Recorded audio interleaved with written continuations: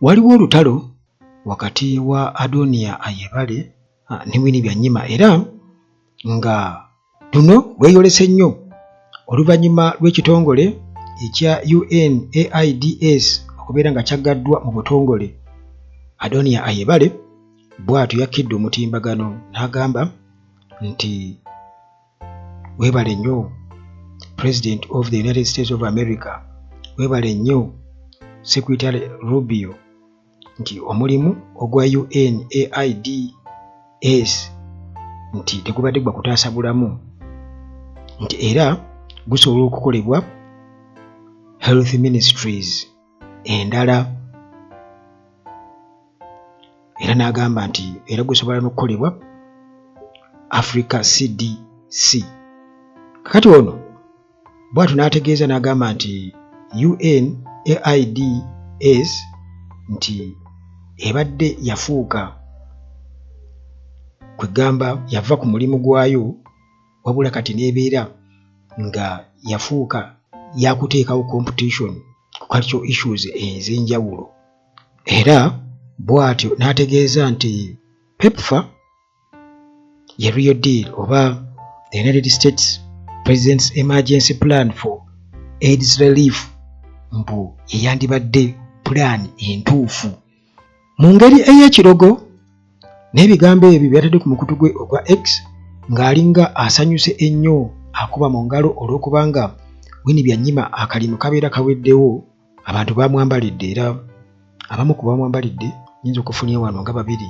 Omu yamugambye nti munnange Adonia ensonga ze personal issues ne Winnie Byanyima zaali badde munnange ate tezikudrivinga kubeera solo kutuuka ku level eyo. Oyinza otya okubeera nga otojaganya olw'okubanga obuyambi busaliddwa ku nsi yonna ate nga regimu yo esiba yeewaana nga bwe yafunira Winnie Byanyima omulimu.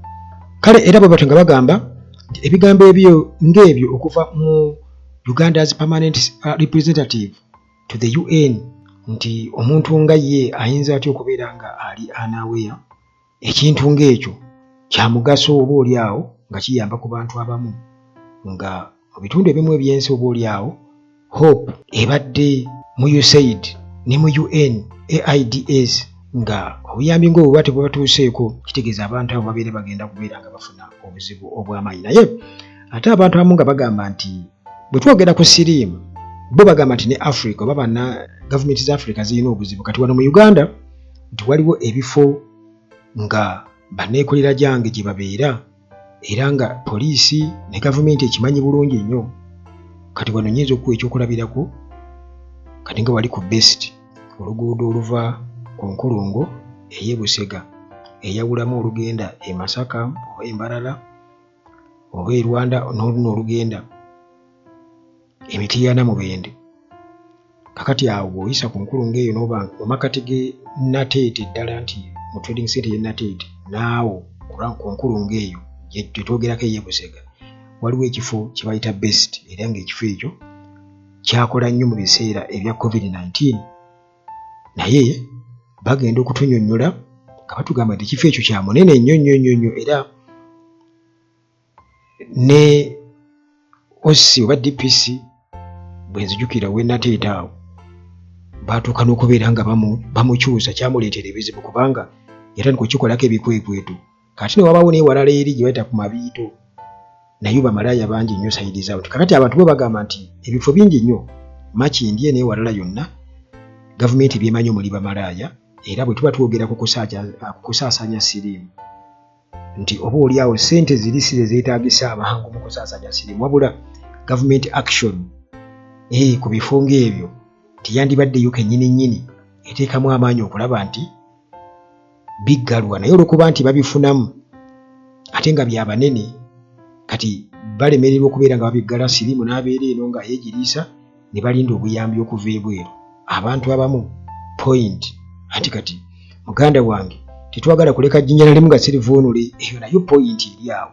Naye munnange Adonia Ayebale ng'akyajaganya ekikolwa ekikyamu mu ngeri y'ekirogo nga ye kwegamba alinga kubanga emabegako awo era baagugulana ne Winnie Byanyima ne babaako bye bawanyisiganya ebisongovu awo kale kwegamba nga yalabika nga ajaganya obujaganya. Bakiggale oli ayagge ekintu abantu oba oli awo kye balabanga ekibi ekikolwa ekyekirogo nga naye bamugamba naawe oli kusindeza wa musolo oli eyo mu New York otudde. Olowooza okola kyamaanyi nnyo, tufunyeemu ki kutukiikirira mu UN ffe nga bannayuganda? Ndaba tukaaba. Kiki ky'oyogera okuleka okubeera regime apologist ng'era Winnie Byanyima bwe yamugamba yakolera regime eyo mu kifo ky'okukiikirira abantu ng'ensi munnayuganda, naye ate yayinza tokiikirira Uganda nga si munnayuganda. Yo naffe tuba twabaaki tebabakiikirira ku UN ate kakati munnange nti amaziga gabadde mangi nnyo nga USAID staff bagiwadde eddakiika 15 zokka okubeera nga batikka ebintu byabwe ku mulimu gwe bakoledde munnange kumpi obulamu bwabwe bwonna.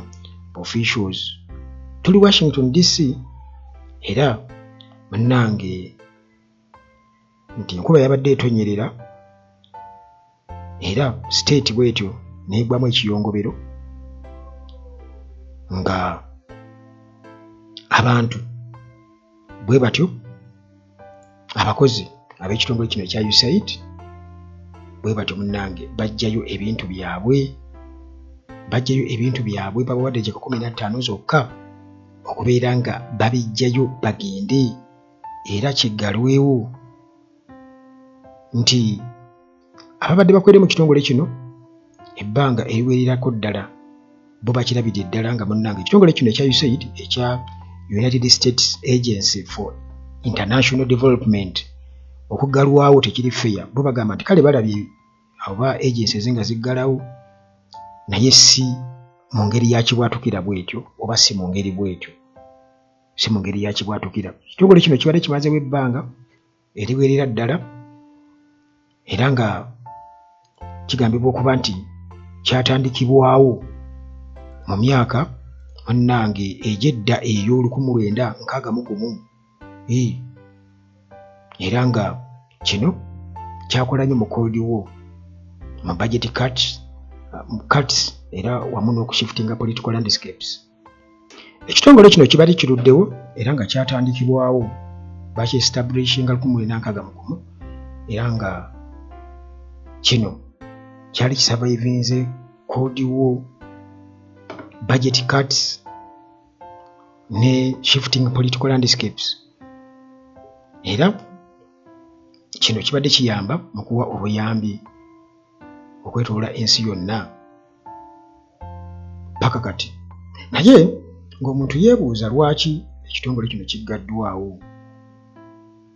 Yabavuddeko weeks ntono eziyise administration ya Trump bano batutegeeza nti baali bamaze okubeera nga bakondakitinga aggressive review eya foreign aid. Tugamba bakuba ttooki mu kunoonyereza ku buyambi US bwewa ensi endala oba wabweru bwayo, era ne bakizuula nti ebitundu 9 ku buli 100 sente USAID ezigiweebwa okufandinga puroguramu zaayo mbu tezikyasobola kubeera nga zitambulira wamu ku ebyo America byeraba nga bye yali badde esoosa oba first agenda mbu nga tebagirabamu. Kale n'olw'ensonga eyo bo nga bakiraba nti okulwanyisa obulwadde oba HIV okukosa n'okuzaala abaana abatatuuse oba okuvaamu embuto, food insecurity, byonna bino munnange nti America eraba tekyasobola kubeera nga ebiteekamu. Era US Supreme Court yo bwetyo yali yagaana okubeera nti ebyeyingizaamu okuinterveninga nga teyagala munnange kubeera nga ebyeyingizaamu butya agency eno bwemalibwawo ekintu munnange ekiyinza okubeera nga kikakasa nti eno US policy ebya ddala n'abakozi okubeera nga bagobwa nga kooti egamba nti teyagala kubeera nga ebyeyingizaamu, Supreme Court eya America. Kale munnange ebyo byebyo naye nga ekitongole kyo kirabika oyinza kugamba nti mmye tekiriiwo.